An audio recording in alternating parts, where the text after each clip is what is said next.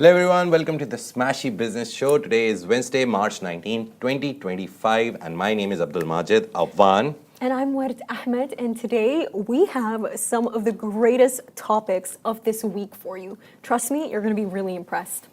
And Google has acquired Israeli cybersecurity startup Wiz for record 32 billion. Very big number when you compare it to others because WhatsApp was acquired for 14 billion. So yeah, imagine the giantness, the humongous investment that they've made. His Highness Sheikh Tahnoon meets President Donald Trump on the US visit, Egypt Suez Canal. Their monthly revenue losses are at around 800 million, and that was announced by Egypt President Al-Fatah al-Sisi, and Vard was telling me that everyone calls him Sisi, so let's call him Sisi, Yeah. right? Now, your online reputation isn't just about what you post. It's about what others say about you. One negative article or outdated post can shape how the world sees you. And that's where IRM 360 comes in. Now, since 2006, they've helped high-profile individuals and brands clean up their digital presence and protect their name, from removing unwanted search results to legal takedowns and proactive reputation management. IRM 360 ensures you stay in control. Now, you can't let outdated or harmful content define you.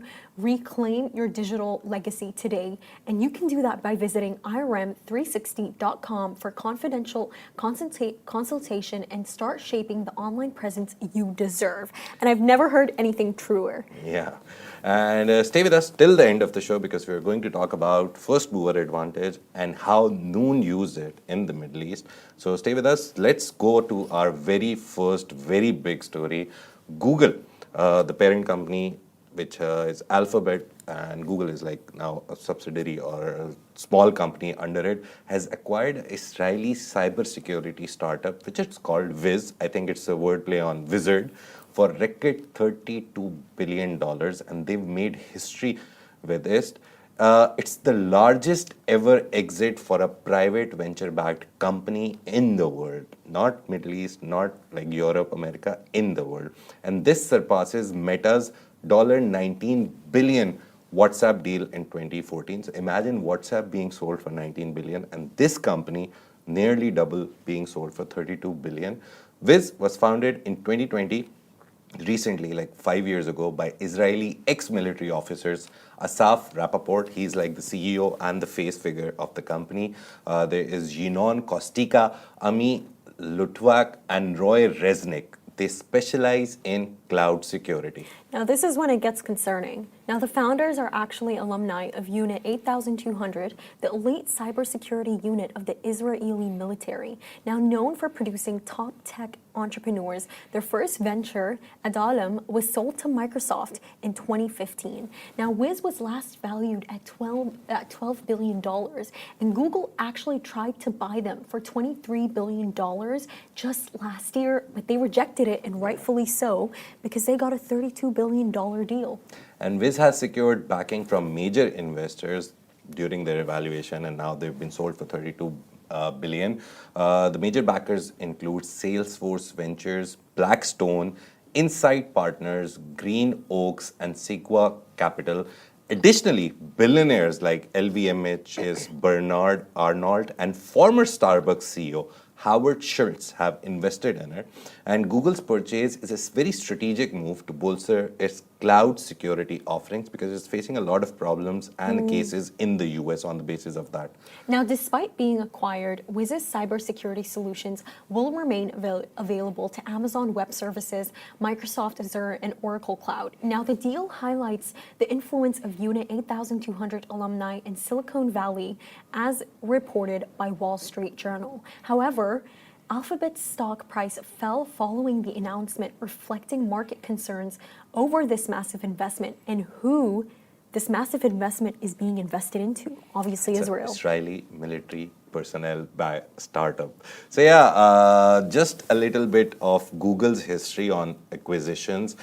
They've done this over the years. The past notable ones, which we should tell you, because again, just for comparisons that how big this one is, they acquired Motorola Mobility in 2012 for $12.5 billion.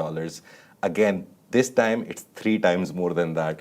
There was Nest Labs that they purchased for 3.2 billion, which specializes in smart home devices. And there is another startup which was called DoubleClick. They bought that in 2008 and they acquired it for $3.1 billion. Again, just look at the humongous amount they've paid for Wiz this time. Additional significant acquisitions include. Oh, they also include YouTube, which was bought for $1.65 billion. And YouTube has obviously grown into one of the world's largest video sharing platform under Google's ownership. And Waze in 2013 was acquired for $996 million. Now, Waze's real-time user-generated traffic data enhanced Google's mapping services. And finally, Fitbit in 2019 was purchased for $2.1 billion. Now, Fitbit's wearable technology expanded Google's presence in the health and fitness sector. And the very interesting thing was Waze, because everyone uses Waze in the Middle East, and at least UAE. People say that it's better than Google Maps. Yeah, to be honest, because it tells you the cameras, it tells you police presence, it tells you so many things, because users, if they see a police car on their map, they can just say, oh, there's a police car here. So you have user-generated reports of what's happening on traffic. Google Maps is good in UAE as well. But people, to be honest, whenever I sit in a taxi, I think you also, they always tell us that put the location in Waze, not in Google Maps. So yeah, this is like the biggest story that happened. But again, big stories, big startups, and then we come to big names. His Highness Sheikh Tahnoon has met President Donald Trump on his US visit. He's in Washington. And Donald Trump has met the UAE National Security Advisor, His Highness Sheikh Tahnoon, at the White House for meetings and a dinner with senior US officials. Trump posted on his Truth Social. Very interestingly, me and Ward were discussing that he didn't post it on X, which is owned by his favorite. He posted on his platform. Yeah, he posted on his own platform. He said, tonight in the White House, I warmly welcomed UAE National Security Advisor, His Highness Sheikh Tahnoon bin Zayed Al Nahyan, to meetings and a dinner with many notable senior US officials. The evening demonstrated the long-standing ties and bonds of friendship between our countries. UAE and the US have long been partners in the work to bring peace and security to the Middle East and the world. Discussions also included ways for our countries to increase our partnership for advancing our economic and technological futures. Now, Sheikh Tahnoon, in a post on X, stated, I conveyed the greetings of President His Highness Sheikh Mohammed bin Zayed Al Nahyan to U.S. President Donald Trump during the dinner at the White House, which was attended by senior U.S. and UAE officials, thanking him for the warm welcome and hospitality. Now, our discussions focused on the future of the long-term strategic partnership between our two nations and reinforcing our shared vision for prosperity and progress. The UAE remains committed to strengthening its economic ties with the U.S. by accelerating investments in artificial intelligence, advanced technology, infrastructure, energy, and healthcare, key pillars for sustainable growth and development, and I so agree with that. Yeah, and the US visit has already resulted in a major technology partnership. The Department of Government Enablement in Abu Dhabi, which is DGE, has announced a multi-year agreement with Microsoft and Core 42, which is a G42 subsidiary company, to implement a sovereign cloud system that will improve government services. And how will it do that? It will do that, Wood will tell you. That's it. Now, the agreement will actually create a high-performance cloud computing environment to process over 11 million daily digital interactions between Abu Dhabi's government, citizens, and businesses. Meanwhile, His Highness Sheikh Tahnoon is also expected to meet top tech and finance figures, according to Semaphore, including Elon Musk, Mark Zuckerberg, Jeff Bezos, Larry Ellison, Microsoft's Satya Nadella, which he has already met, then BlackRock's Larry Fink, and Palantir's Alex Karp. And yeah, all these people, the names that you see on news in posts, oh, richest people in the world, biggest billionaires, this, that, he is going to meet all of them. And he's already met all of them on multiple occasions. But this visit, to be honest, looks like he is there and he means business. There He is does nothing mean else on the business. plate, right? Now, just to give you guys extra context, Yeah. we discussed this a while ago.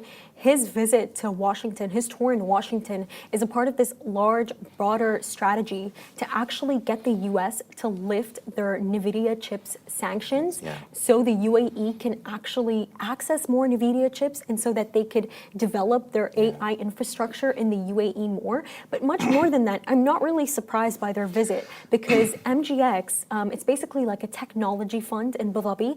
It's actually chaired by Sheikh Tahnoon. Yeah.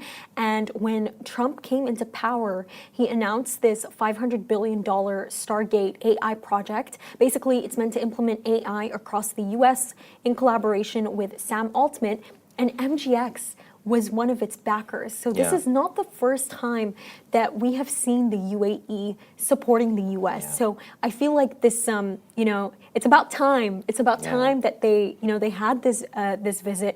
And me and Majid, we were just discussing how it's really interesting that it's His Highness Sheikh Tahnoon specifically that's meeting with Trump. And the reason why it's him is because, if you don't already know, he chairs G42. Yeah. That's one of the leading AI companies in the UAE. He chairs MGX, IMI, Yeah. ADX, which is one of the sovereign wealth funds in Abu Dhabi.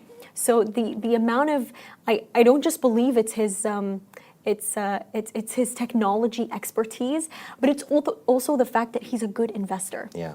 And apparently, in this report, I was reading that G42 has more computing power, like it has invested more money into data centers which have more computing power in the US. So G42's investment in the US in AI infrastructure, which is equal to data centers in very simple words, that is more there.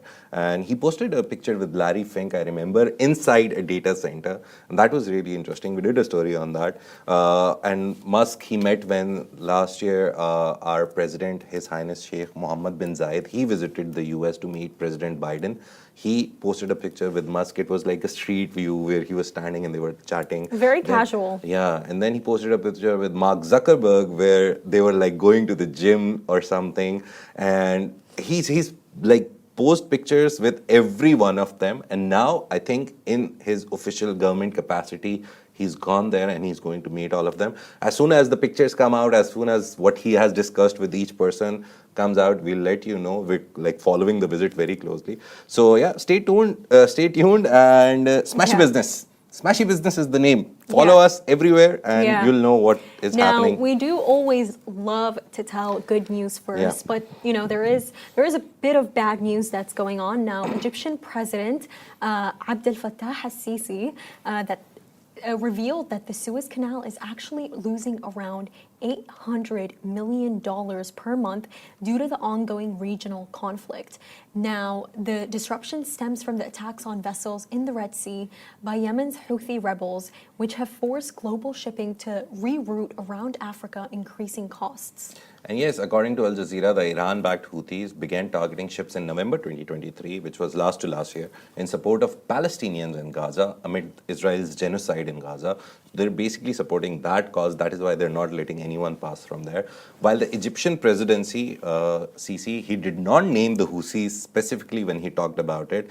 He still estimated that in December, estimated in December last year that Egypt has lost around $7 billion in Suez Canal revenue in 2024 alone. So Egypt already going through a bad economic time, and they losing $7 billion because trade couldn't happen.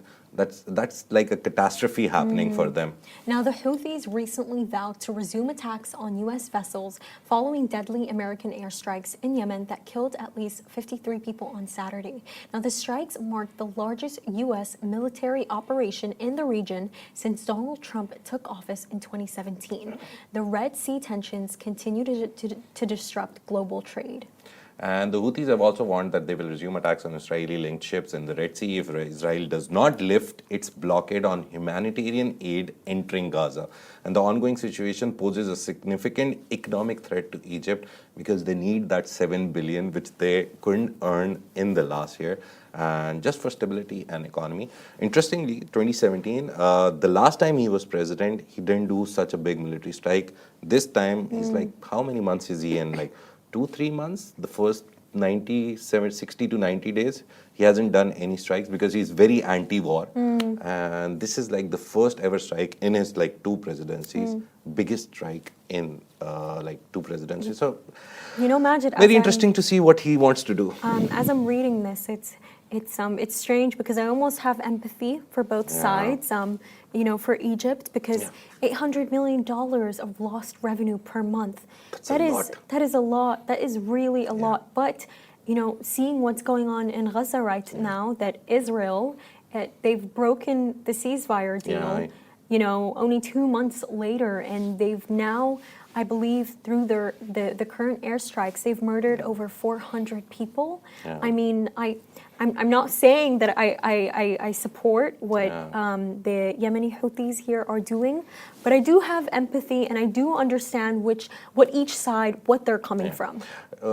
The interesting thing is, the more you read the pro-Arab and pro like Middle East media, like Al Jazeera, usually we refer to that because they have a very nice balanced approach to these stories, because Western media, even when Israel attacked, some of them were like, okay, it's Hamas's fault, it's this person's fault, that person's fault. I was watching this interview with Piers Morgan and Candace Owens, and Pierre Morgan's favorite term in this world is Hamas.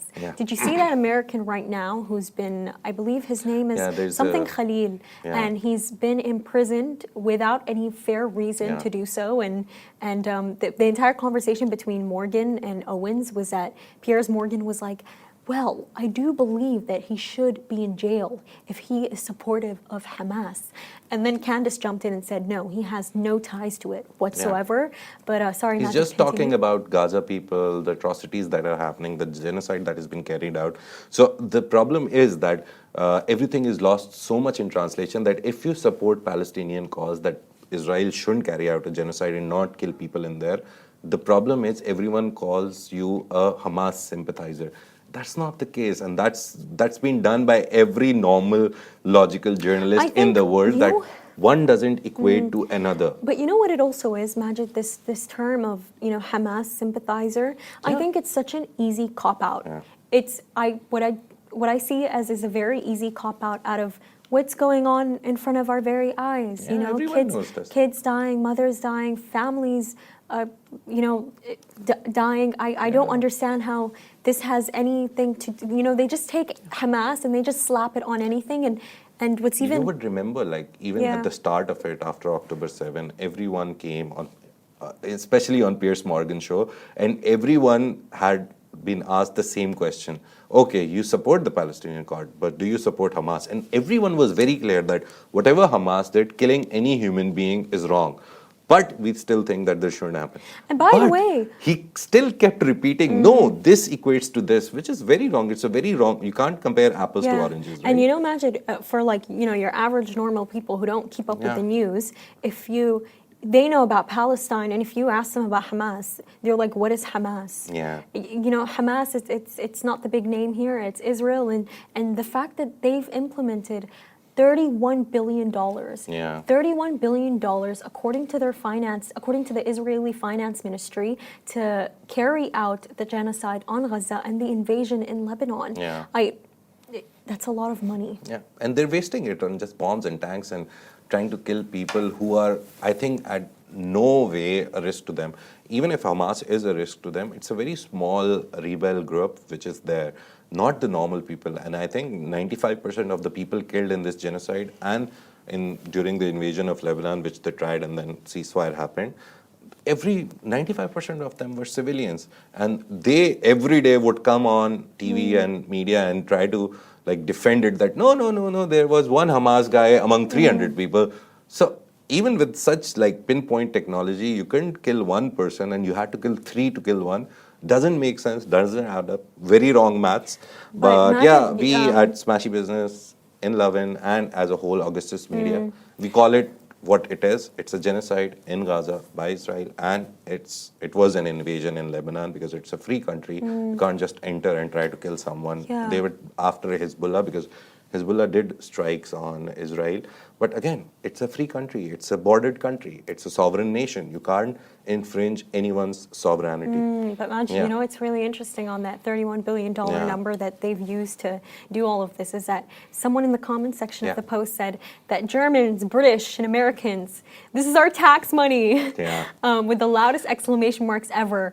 And this is what I mean. It's, you said that, you know, they're wasting their own money. They're not wasting Yeah. their own money. Remember that story that we covered Military where aid, yeah. Biden, before basically Biden left office, you know, he had a month left. That old man had a month left, and he made sure that Israel got $8 billion in military aid. So they are, in fact, America, they are, in fact, funding this. Yeah, and even with Trump coming in after Biden, he also fast forwarded the whole request process, which didn't go to the parliament that they have, the elected leaders who go through the whole process. They skipped that process and just sent military aid to Israel. So it's very, I think the comment is very clear and it's very factual, to be honest. He didn't write the whole facts, but it is factual. If you look at all the reports, that it is being funded by a lot of people from behind the scenes. We say Israel, but whatever military aid they get from other countries, it is being carried out through that. So yeah, let's move on to an interesting thing that we have tried experimenting with. If you like it, you can tell us in the comments wherever you're watching or listening. Today we're going to talk about Noon's e-commerce playbook and how they used first mover advantage. Now, interestingly, before I start the whole thing, Noon was not the first person to come as an e-commerce player in the region. It was Talabat and all others. But the interesting thing about Noon was that, first of all, it was founded by a UAE billionaire and founder of Emaar Group, Mohammed Al-Abbar. Later, 50% of it was bought by PIF. They invested the money and got 50% stake in it. But they leveraged first mover advantage in a very creative way. They established itself as a leading e-commerce player in the Middle East. During the time when Amazon acquired Souk.com, which was a local startup and was doing really good, and Amazon was scared of it, to be honest, they Souk. wanted to merge it in. They bought Souk.com. Noon at that time positioned itself as a homegrown alternative with deep regional knowledge. And regional knowledge is one of the very important things that you need in the current business world. If as Noon someday they go to Europe, they will have to understand the European knowledge. And Noon had the Middle Eastern knowledge. Now, Noon invested heavily in logistics, fulfillment centers, and customer trust. It built its own supply chain infrastructure, avoiding dependency on third-party services. Now, unlike Amazon, which started with global best practices, Noon localized its approach by offering Arabic-first interfaces, cash-only delivery options, and local seller partnerships. And by being an early player in the large-scale e-commerce within the region, Noon secured a loyal customer base, making it one of the biggest competitors to global giants like Talabat, Uber, Careem, all of them in the GCC market. And interestingly, I remember Rich was telling me one day that Noon is still not in profit. Yeah, and we tried to find out, we tried to read the report. There was this one guy on LinkedIn who does a lot of deep research pieces. He one day accidentally also wrote that, oh no, finally Noon has made profit, because he read the whole statement from PIF and everything. And we did the story, but later it was corrected. He corrected the post himself that no, Noon is not into profit. But they're still running with it. They're still carrying the Noon flag and they want to make something out of it. And I think someday they will turn into profit, because I love Noon. A lot of people are loyal customers to Noon, and eventually they will turn a profit, I think. And you use Noon, Talabat? I love Noon Minutes. Are you kidding me? Noon Imagine, Minutes, right? we use it the entire day. Yeah. And my sister, even worse than me, 3 bags a day. 3 of bags. Noon orders, any Nice. craving, but it's so easy and it's so nice. Like it's like, for example, I remember yesterday when I came home. You know, it's Ramadan. We all love sambusa so much. Wait, what do you call it? Samosa, yeah. We call it sambusa. There is B, but we skip the B. Yeah. No. I think this is like a Sudanese people thing, but we call it sambusa. And I remember we had the pastry to wrap it up, but we didn't have the cheese. And usually the way that we make it is we mix feta cheese with mozzarella. Nice. Some people, it's really interesting. So Syrians, Palestinians, they make sambusa with Maccawi cheese. Oh. So you know that cheese that's used to make kunafa? Yeah. Yeah, they use akkawi because akkawi can either be sweetened or salted. But yeah, this is why you should be on smashy food. Yeah. But point is that and my mom was like, oh, I really need that cheese. I'm gonna head to Carrefour, and I looked and I just felt really bad as a daughter Yeah. because I don't drive, and it's like she's fasting, and I know that she stands all day cooking. So I looked at her, I was like, you know what, it's fine. Noon Minutes has got us, and that's why Noon Minutes is so nice. Yeah. You know, you can just. I remember like 2-3 days ago, around 9ish, my son was sleeping and he drinks a cup of milk.